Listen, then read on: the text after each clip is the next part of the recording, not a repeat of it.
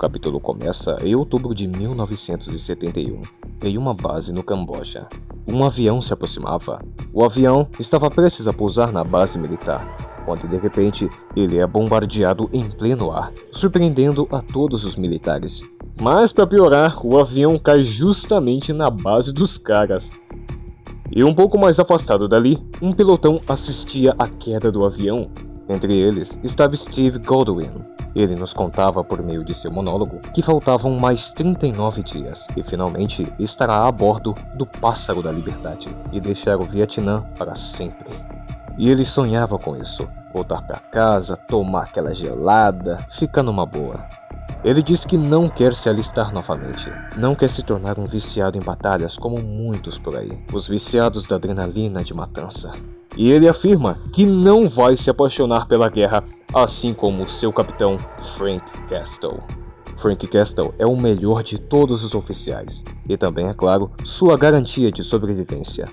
Sua dedicação aos homens é total, mas não por amor. Essa palavra e ele não combinam, é mais pela determinação, fazer o trabalho corretamente. E desde que ele chegou, nenhuma patrulha que ele liderou teve uma baixa sequer. Desde sempre esse cara foi um destaque, começando em 68, com muitas missões de sucesso em seu currículo, mas sua segunda jornada é um completo mistério para ele. Existem muitas histórias de horror exageradas sobre ele, de tão foda que o cara é. E cá estamos aqui, em sua terceira jornada no Vietnã. Afinal de contas, quem seria mais adequado para essa missão, né?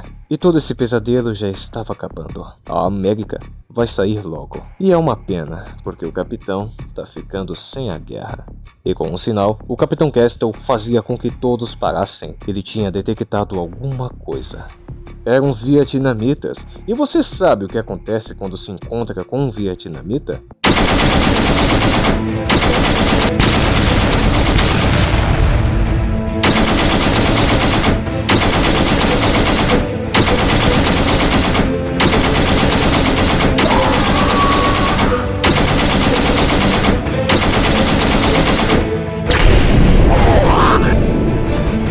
E então só sobrou um vietnamita. Então um dos soldados simplesmente pegou uma granada e jogou no homem. E então, cabum, simplesmente acabou. Quando a coisa esfriava, o nosso querido Estevão falava que queria ter filhos. Quando o Pássaro da Liberdade o levar de volta, ele faria amor com muitas e muitas mulheres. E quando encontrasse a mais linda de todas, esta seria sua esposa. E esta lhe dariam filhos, que cresceriam altos e fortes, os dando muito orgulho. Sonhava em levá-los para florestas e montanhas, e mostrar o maior país do mundo, a terra prometida que é deles por herança. E não essa tragédia que é o Vietnã. Estevão sonhava em ser um excelente pai, do tipo casca-grossa e que tinha muita coisa para contar. Aquele tipo de pai, fã do Stallone e da franquia O Protetor. A cena corta então para o general, o coronel, o comandante, sei lá porra. E o nosso Francisco Castelo lhe passava todo o relatório da missão. Eu não vou ler tudo não, fica à vontade aí. E o seu superior perguntava, tá, e nós todos vamos morrer quando exatamente? Nosso matador de bandido favorito responde que este é o terceiro carregamento de suprimentos em 2 semanas. Isso com patrulhas tão incompletas. Não podem começar a pensar quando está sendo atravessado. Se eles carregavam esse tipo de equipamento, significava uma ofensiva. Estavam abastecendo alguma coisa. Então uma hora os caras vai cair matando e eles têm que se preparar. Ah, entendeu. Mas ó, o general vai estar aqui em 1 hora para fazer uma inspeção e eu quero que você mostre a base para ele. Pô, verdade, cara? Então... Ah, só como é, né? Quando ele chegar aqui eu vou estar doente, sabe? Peguei malária, tá ligado? Não tô muito bom não. Aí o Frank Castle, ah, beleza então. Aí depois ele falava, ó, tu tem 1 hora pra arrumar tudo antes do general chegar, beleza? Bicho folgado da miséria. Ah, se bem que ele é o superior, né? Ele pode. Mas enfim, os caras tava tudo lá de boa e o Francisco passava do lado deles. Meu irmão, olha a cara desse malandro, velho. Cara de gente boa, né? E o Estevão já ficava aí, rapaz, tô até vendo. Mas aí tranquilo, né? Passava-se 1 hora e o general realmente chega. Aí ele fala, rapaz, o coronel tá doente mesmo? E o Francisco, Sabe como é, né? Ah, entendi, mas eu queria que você me fizesse um favor. Quando ele levantasse, eu queria que você lhe dissesse que o comando dele é uma desgraça. As artilharias do pelotão dele, tudo sujo, tudo cheio de ferrugem. Os soldados que ele comanda ficam fumando cannabis, ele acha que eu não sei. E os relatórios dele também, puta que pariu. E isso e muito mais, meu querido Francisco. E aí eu lhe pergunto, por que nada foi feito para resolver esta merda? Então, general, o último homem que tentou fazer a coisa certa acordou com a boca cheia de formiga. Ô, capitão, a morte desse oficial é um mito. Tu não venha com caô pra cima de mim não, viu? E agora eu quero que você me responda. O que está sendo feito para resolver esta merda? E o Francisco era honesto, respondendo nada. Primeiramente, os nossos números estão 50% abaixo da média. Segundo, que a maioria das reposições são rejeitadas. Sem um bom sargento é impossível haver mudanças. E terceiro, que a gente tem pouco equipamento e munição. Ou seja, a gente como um todo tá na merda. Eu entendo que você esteja bolado com tudo isso, porque eu também estou. Mas quando eu fizer o meu relatório sobre isto, eu duvido muito que esta base continue por aqui. E o Francisco pergunta: o quê? Você tá fechando a base? E o general: claro, por que não?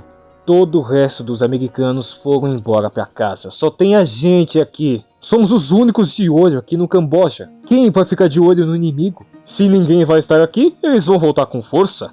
E o general argumenta, falando que aquilo não era uma guerra popular. E os comunistas, ó, xiii! Então estava havendo alguns gastos. Logo, alguns cortes deveriam ser feitos. E tudo isso vai entrar pra história, eles vão ser os heróis. E o Francisco pergunta: tá, mas os Charlies já sabem disso?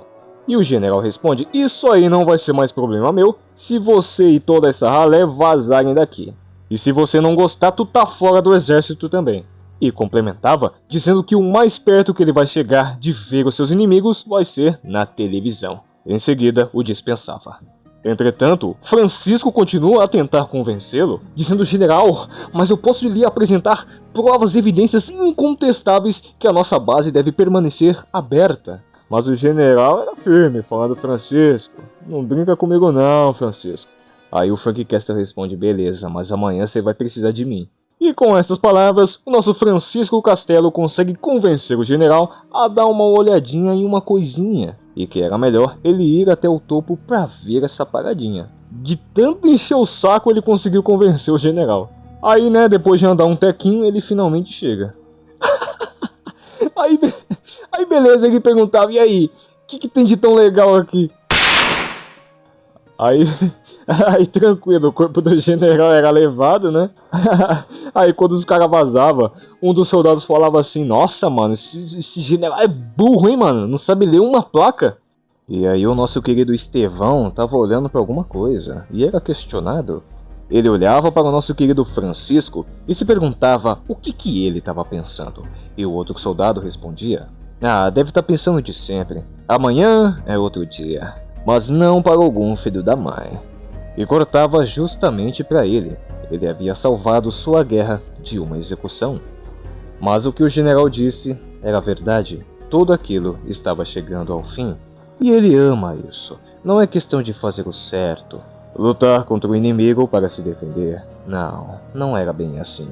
Quando foi a última vez que ele se sentiu tão vivo, tão cheio de orgulho? Isso pode durar para sempre. Haverá um preço a se pagar, é claro, mas ele nunca vai parar. Somente dizer as palavras certas e tudo acontecerá. E você pode se perguntar: quem é ele? Ele é simplesmente Frank Castle. E é tudo o que você precisa saber. Fim do nosso primeiro capítulo. O capítulo começa com um soldado chamando um tal de Angel, mas esse cara tava usando umas paradinhas meio ilícitas. E aí o soldado fala: ó, seguinte, o Capitão Castle tá chamando geral lá pra fora, inclusive você. E aí levava o cidadão pra tomar aquele solzinho fresquinho. Só que de repente, um gordo chamava pelo Estevão, perguntando quem vai pagar por este pequeno acerto. E aí o Estevão sacava o faz-me rir e falava: ó, a gente tem um acordo. Você não deixaria ele entrar na sua barraca. Você se lembra, né? Não lembro não. Ô Garcia, segura esse merda aí. Só que aí do nada, o gordito mudava de ideia, falando: na real, deixa isso quieto, vai. e os caras vazavam. Mas por que eles vazavam? Porque o homem tava ali, rapaz. E aí o Francisco pergunta, ele tá limpo? E o Estevão responde, sim senhor. E aí o Francisco falava, beleza, continue assim. Mas no monólogo do nosso Estevão, ele dizia que quando Castle apareceu, ele sentiu que poderia encarar o gordão e seu colega, mas o capitão não dá folga pra ninguém. E um viciado não pode atirar direito. Mas Angel é a exceção. O cara é brabo. E aí na sequência, as tropas começavam a se mover, através de um buraco na selva. Não a primeira tropa, nem a segunda, nem a terceira, mas sim a tropa, porque são os últimos 20 americanos na base. Os únicos que ainda se importam em fazer um trabalho bem feito. Os outros 100, correriam de medo ou então morreriam antes das armas sequer funcionarem. Só que cada um ali era meio doente. O Tedrow gostava de explodir os outros com granadas, e o McDonald tinha uma coleção de escalpos. O capitão era apaixonado pela guerra e pelo combate, e ele só estava ali pelo amigo dele, o Angel. Angel, inclusive, salvou sua vida 3 vezes, enquanto ele recarregava sua arma e os Vietcongues, tentavam acabar com ele. Ele poderia ter ficado na base como qualquer outro, ninguém sentiria sua falta. Só que o Estevão quer fazer a diferença, e com um capitão desses, vixe, dificilmente tu morreria. Até porque apenas alguns deles acreditavam no dever.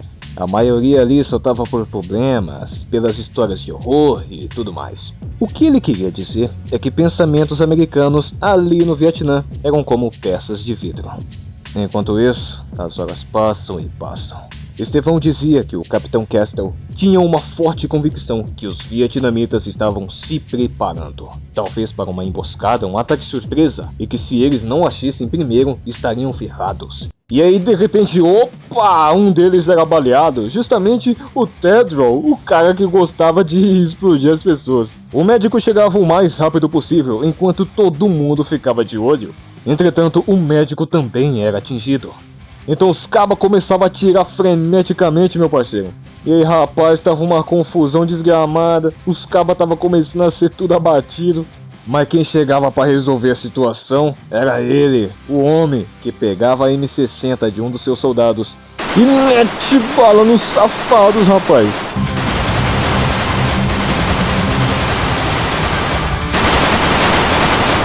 Esse aí era o poder de um único homem. O homem praticamente resolveu tudo sozinho e levou um único tiro no braço. E então, depois disso, o segundo médico chegou da base. E contabilizaram 6 mortes. E só então lhe foi permitido cuidar do ferimento do capitão. E o resto se espalhou em grupos para confirmar as mortes. Porém, entretanto, os soldados achavam um vietnamita que estava tentando tirar a sua vida. Entretanto, ele era impedido. Mas então a revelação veio para todos. Era uma moça. E eles ficavam se perguntando, o que a gente vai fazer com ela? Bom, um batalhão de soldados doentes da cabeça, afetados pelos horrores e o estresse da guerra, o que você acha que pode acontecer? Sim, é de se esperar que algo desse tipo viesse a acontecer. Estevão, graças a Deus, não participava dessa injúria. Muitos homens estavam hipnotizados com medo de agir. Seja por medo de parecer estranho, fraco ou algo desse tipo, por não participar da brincadeira. Presenciar isso não era fácil. Era assustadoramente congelante.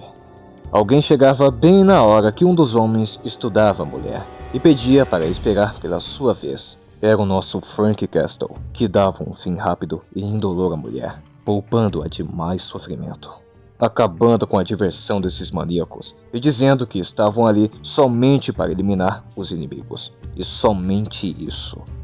A cena seguinte mostrava Estevão atrás de uma árvore, desejando que o pássaro da liberdade chegasse logo. Ele ficava extremamente enojado com o que havia acontecido. Foi tão perturbador, tão rápido, tão cru. Nem mesmo um homem como ele aguentou ver algo assim. Mas então ele olhava para frente e via o cara todo sujo de sangue se limpando ali na água. Porém, alguém chegava e afundava sua cabeça na água. E esse alguém era Frank Castle, que estava fazendo justiça. Tudo isso enquanto Steve observava em silêncio. Nosso querido Frank Castle podia ser um homem apaixonado pelo combate e pela guerra, mas ele não tolerava Jack em sua tropa. Então, eliminava o lixo, deixando como única testemunha Steve. Mais tarde, os helicópteros haviam os trazido de volta, sem o Jack do McDonald's. E todo mundo ficava, nossa, cadê o cara? O mano sumiu! E o Frank Castle, metendo louco, participou dessa busca, mas o Steve não abriu a boca. Mas o Angel já estava ligado, então ele falava, ô Steve, não fica pensando nisso não, cara, não deixa isso te abalar. Você tá pensando demais, cara, sempre pensa demais. Esse lugar aqui não vale nada, bicho. A cena corta e lá estava o Estevão tomando umas biretas, quando uma voz corta o seu silêncio. O que fez você ficar quieto? Peraí, você me viu? Sim, quando eu estava indo embora. Estevão responde que ficou muito assustado, mas em seguida pergunta o óbvio: o que fez o senhor fazer isso? O Francisco ficava meio assim, né? Mas em seguida responde: eu queria puni-lo. Simples assim. Em seguida, Estevão pergunta: mas e a respeito da garota? Mas Frank responde: não seja estúpido. Se eu coloco um atirador Vietcong em uma maca, nenhum dos meus homens jamais confiará em mim novamente. Se eu entrego ela para a inteligência, ela não vai dizer merda nenhuma. Os intérpretes têm sua vez com ela. Então, atiram em sua cabeça. Em seguida, ele vai embora, mas sem antes dizer uma última coisa. Você não precisa ter medo de mim. Entretanto, Steve dizia, cara, não tem como. Ele dizia em seu monólogo que esse lugar é um inferno e precisavam de um homem como ele para sobreviver, por causa do olhar que ele tem nos olhos, aquele que sempre esteve lá. E o pior de tudo, porque o que ele fez para aquela garota hoje foi sua ideia de ajudá-la, fazer o bem, de certa forma. Fim do nosso segundo capítulo.